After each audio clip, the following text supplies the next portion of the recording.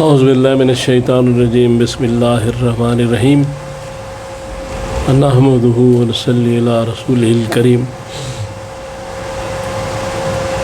انتہائی قابل احترام سامعین و حاضرین، مجھ سے اچھے لوگوں، السلام علیکم ورحمۃ اللہ وبرکاتہ۔ درود پاک پڑھ لیں۔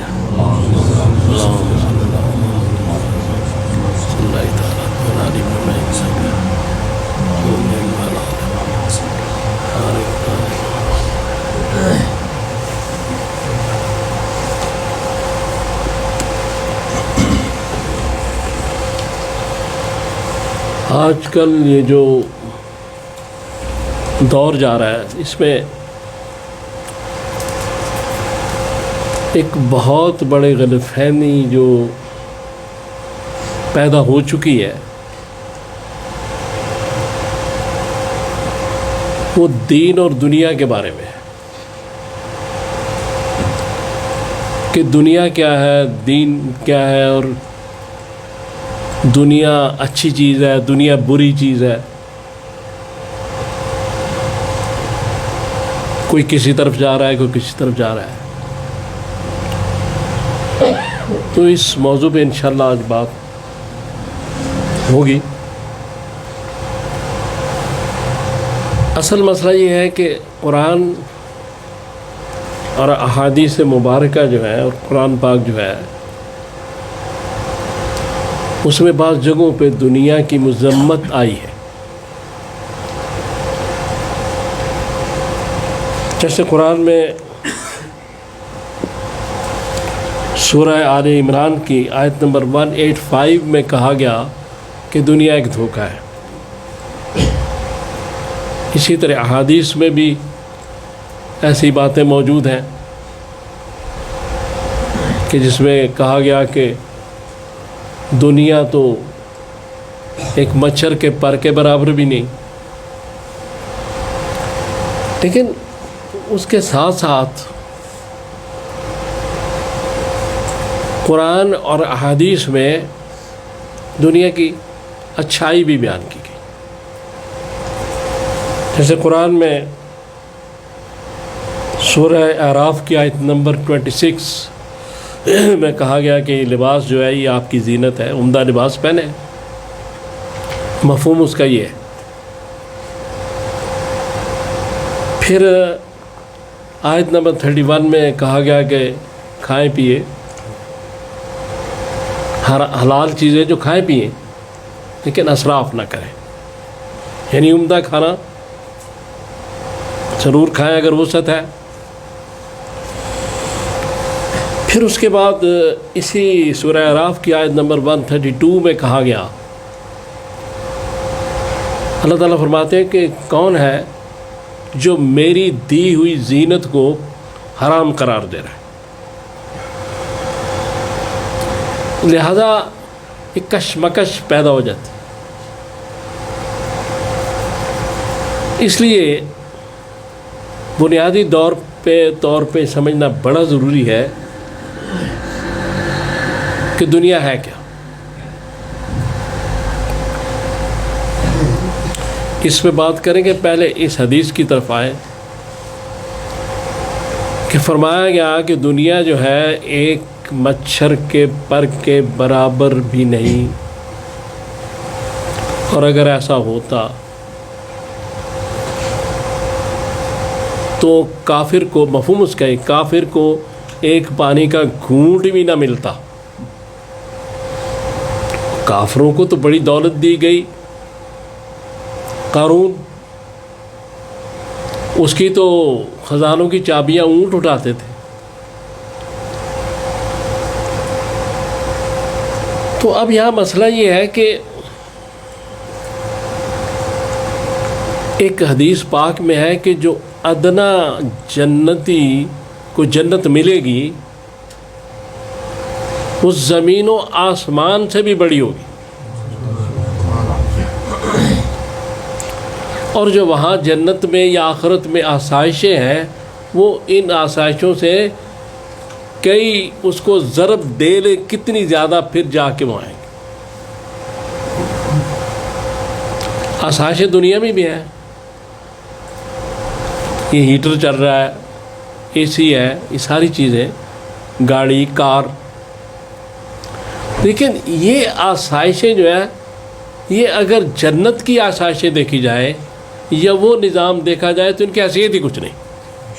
तो यहाँ ये बात की जा रही है इस हदीस पाक में।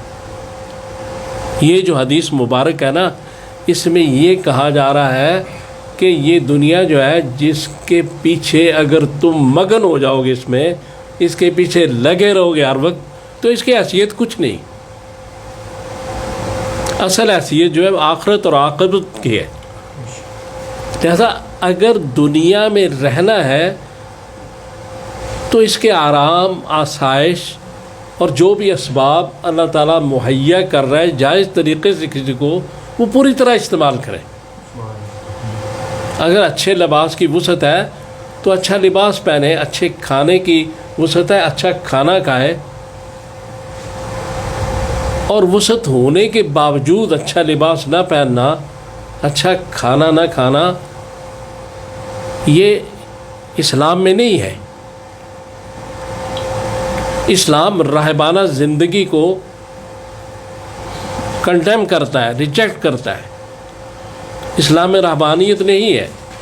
इस्लाम में ये है कि आप बच्चों के साथ हंसे खेलें, बीवी बच्चों के साथ रहें, अगर अल्लाह ताला आसाइश दे रहा है अच्छा मकान रखें, अच्छी गाड़ी रखें, और अगर अल्लाह ताला ने बहुत कुछ दिया तो दूसरों का भी ख्याल रखें, गरीब व मस्कीनों का भी ख्याल रखें।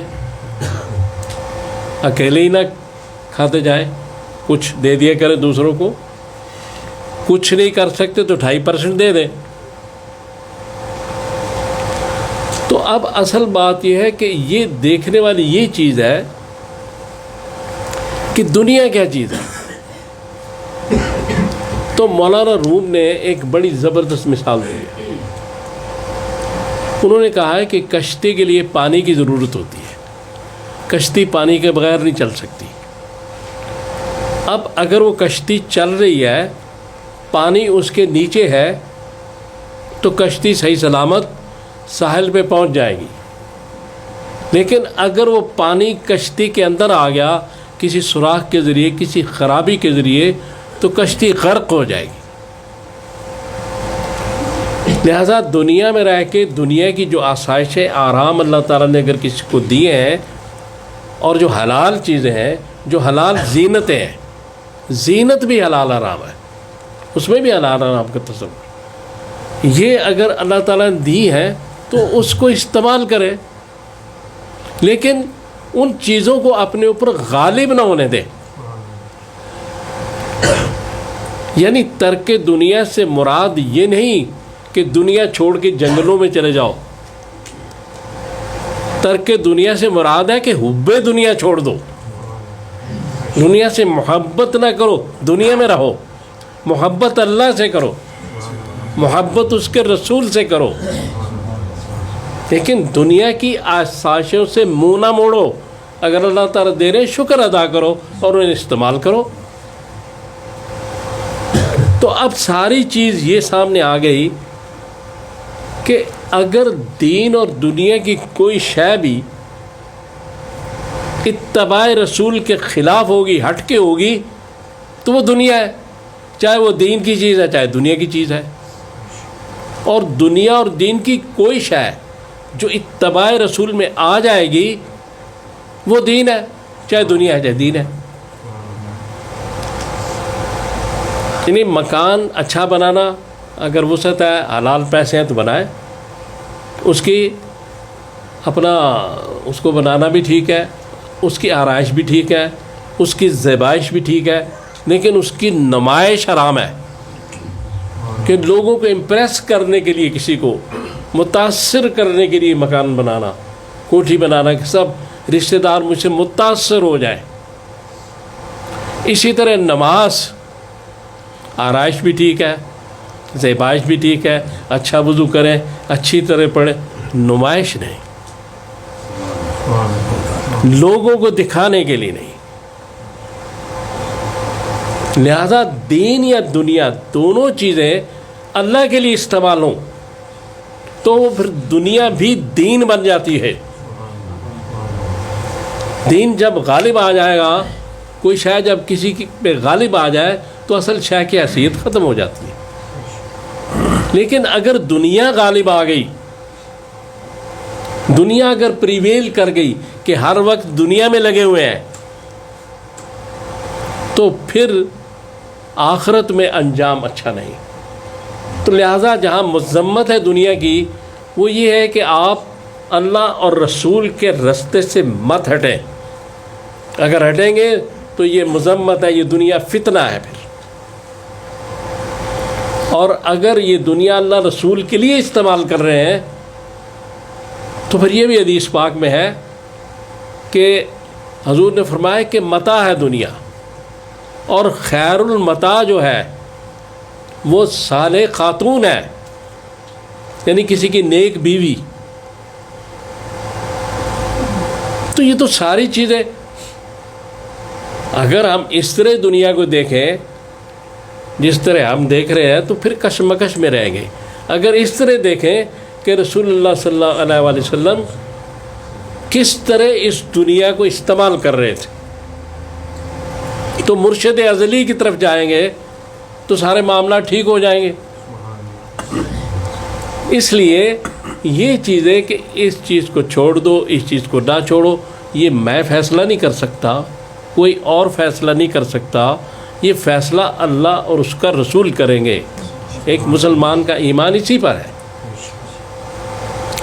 اس لیے یہ سمجھنا بڑا ضروری ہے. اور اس کا میں آخر میں یہ بات کرنا چاہتا ہوں کہ اگر کوئی شخص تاجر ہے اور وہ دیانتداری سے اپنا مال فروخت کر رہا ہے، ملاوٹ نہیں کر رہا اور ریٹ بھی مناسب لے رہا ہے، تو اس کا مقام بہت بلند ہے، احادیث میں ہے. اور برے تاجر کا مقام بھی برا ہے. تو لہذا تجارت جو ہے وہ اگر اللہ رسول کے احکام کے مطابق کی جائے گی ٹھیک ہے، نہیں کی جائے گی تو غلط ہے. لہذا تجارت بھی کریں، مال بھی کمائیں، سب کچھ کریں، لیکن ان کے حکم کے مطابق. دنیا کو چھوڑ کے الگ تھلگ ہو کے رہبانیت کی زندگی اسلام نے اس کو منع فرمایا ہے. اس لیے یہ بات سمجھنی بڑی ضروری ہے کہ ایک شخص اگر بیمار بھی ہے اور وہ اس وقت بھی اس کی لو اللہ سے لگی ہوئی ہے، اور وہ جب کراہتا ہے، آہ کرتا ہے، اور وہ اللہ کی طرف ہی اس نے مجھے بخار دیا ہے وہی مجھے ٹھیک کرے گا، تو ہر آہ پہ اس کو سبحان اللہ کا ثواب ملتا ہے. اور جب وہ لیٹا ہوتا ہے اس صبر کے ساتھ اس بیماری میں، تو وہ اس بستر پہ نہیں ہوتا بلکہ مصلی نماز پہ ہوتا ہے. اور جب وہ کروٹ بدلتا ہے آہ میں، تکلیف میں، تو ایسے ہوتا ہے جیسے وہ دشمنوں پر پلٹ کے جہاد میں حملے کر رہا ہے. تو اس لیے یہ باتیں صرف یہ ہیں کہ جہاں بھی ہوں، یعنی ہاتھ کار وال یعنی کام کی طرف اور دل یار وال. اگر نماز بھی لوگوں کو دکھانے کے لیے پڑھی جائے گی تو دنیا ہو جائے گی. اگر کاروبار بھی اللہ رسول کے احکام کے مطابق کیا جائے گا تو وہ دین ہو جائے گا. تو اللہ تعالیٰ سے دعا کریں کہ اللہ تعالیٰ مجھے اور آپ کو توفیق دے کہ میں نے جو باتیں کی ہیں ہم ان پہ عمل کر سکیں. صلی اللہ تعالیٰ علی خیر خلقی محمد و آلہ و صحبہ اجمعین برحمتک یا ارحم